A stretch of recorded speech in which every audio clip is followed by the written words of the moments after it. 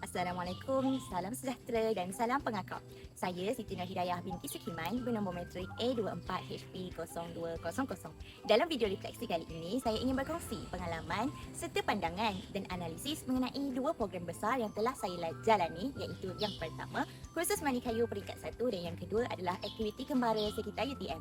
Refleksi ini akan merangkumi aspek kelebihan, kelemahan dan beberapa cadangan penambahbaikan bagi kedua-dua buah program.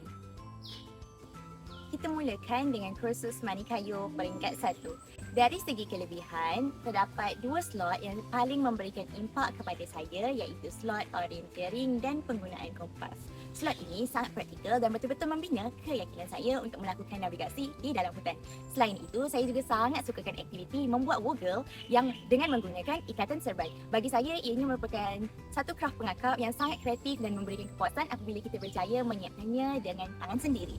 Namun, terdapat sedikit kelemahan yang saya perhatikan. Antaranya ialah jadual program yang terlalu padat menyebabkan masa untuk berehat agak terhad. Selain itu, terdapat beberapa sesi sidang yang agak pasif ataupun kurang interaktif di mana penyampaian lebih kepada satu hala dan membuatkan peserta mudah hilang fokus.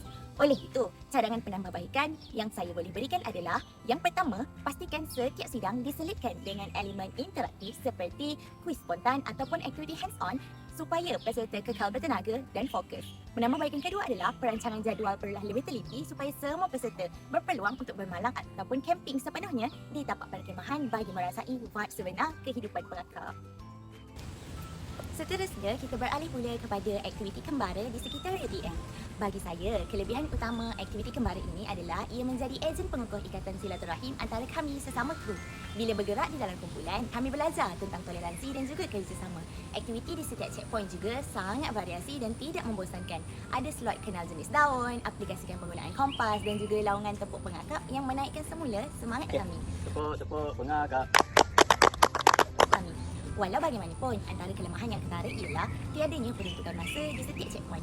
Keadaan ini terlalu touch and go yang menyebabkan kami berasa terlalu penat, terkejar-kejar dan kurang berpeluang untuk menikmati aktiviti di setiap stesen dengan baik. Oleh itu, saya ingin mencadangkan beberapa penambahbaikan yang boleh dibuat pada masa akan datang oleh pihak pengurusan.